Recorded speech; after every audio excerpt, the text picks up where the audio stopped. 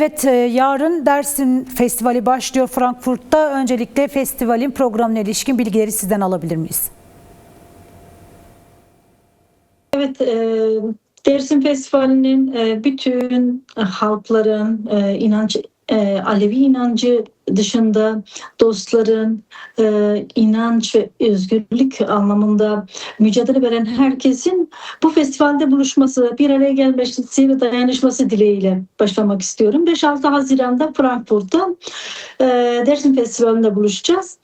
Dersim en başta da sizin de belirttiğiniz gibi bizim bir açıklamamızda şu sözümüz tekrar gündeme getirmek istiyorum. Dersim deyince aklımıza sadece bir coğrafi alan, işte dağları, derisi, ırmağı bu şekilde düşünüldüğü zaman Dersim tek başına biraz yarım kalıyor. Onun yanında inancı, kültürü ve bu hakikat arayışının olduğu bir alandır. Dersim deyince aklımıza sadece doğası gelmemeli.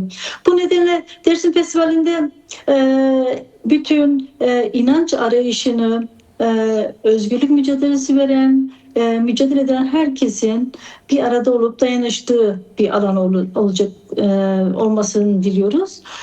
Farklı topraklarda farklı kuşakların bir araya geldiği Dersimlerin yanı sıra sadece Dersimlerin de değil, hani Dersimlerin sadece Dersimlere ait olduğu düşünülünce biraz yarım kalacak bir şey yine bütün kuşakların farklı kuşak bir araya gelip orada kendi hafızamıza, geçmişimize, geleceğimize sahip çıkacağımız alandır.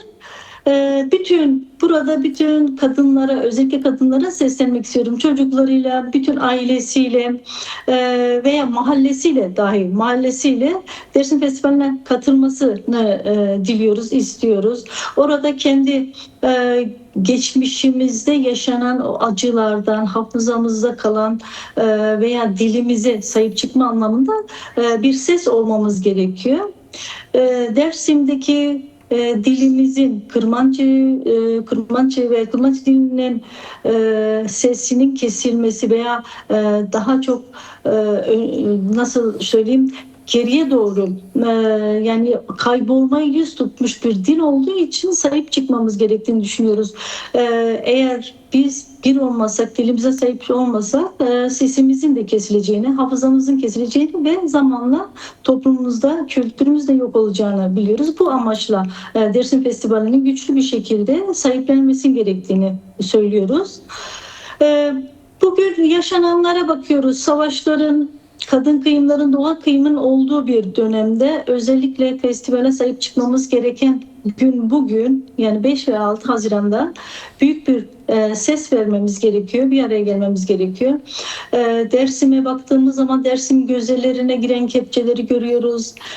Keçilerinin alanlarının daraldığını görüyoruz. Oraya yapılan barajların duvar setleri halinde set çekilmesi ve dağ keçilerinin suya ulaşamadığını görüyoruz.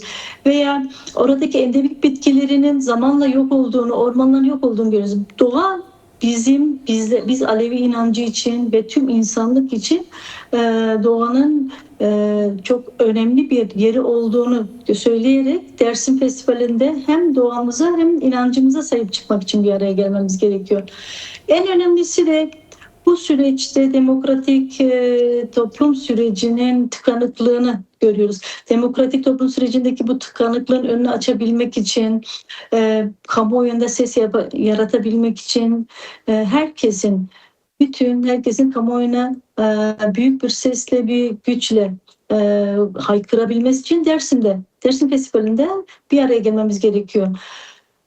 Burada bütün söyleyeceklerim yanı sıra insanın doğayla, insanın insanla bir bütünlük içinde olduğu, Alevi inancında doğanın ne kadar önemli olduğunu, bir inanç ritüeli olduğunu, hakikat arayışı olduğunu bildiğimiz için Dersim'le işte Avrupa arasında bir köprü kurabilmek için Dersim Festivali'ne sahip çıkmamız gerekiyor. Bu sadece Alevi inancındaki canların yanı sıra bütün dostlarının kimlik ve özgürlük mücadelesi veren bütün yoldaşların, bütün halkların bir araya gelip dayanıştığı bir alan olmalı, ses vermeli, haykırmalıyız. Dersim'in bir doğasının ne kadar kıymetli olduğunu herkes biliyor. Dersim doğasına sahip çıkmamız gerektiğini biliyoruz ve bu e, hem eşitlik anlamında hem özgürlük anlamında hem de doğaya karşı soykırıma, asimilasyona karşı bizim bir araya gelip Dersim'e dayanıştığımız, diasporadaki bütün Dersimlerin dayanıştığı veya Alevi inancındaki insanların dayanıştığı bir alandır. Bu nedenle bizim yapacağımız en önemli şey 5 ve 6 Haziran'da Dersim Festivali'nde Frankfurt'ta buluşalım. Güç olalım, bir olalım, dayanışma üzerine bir araya gelelim.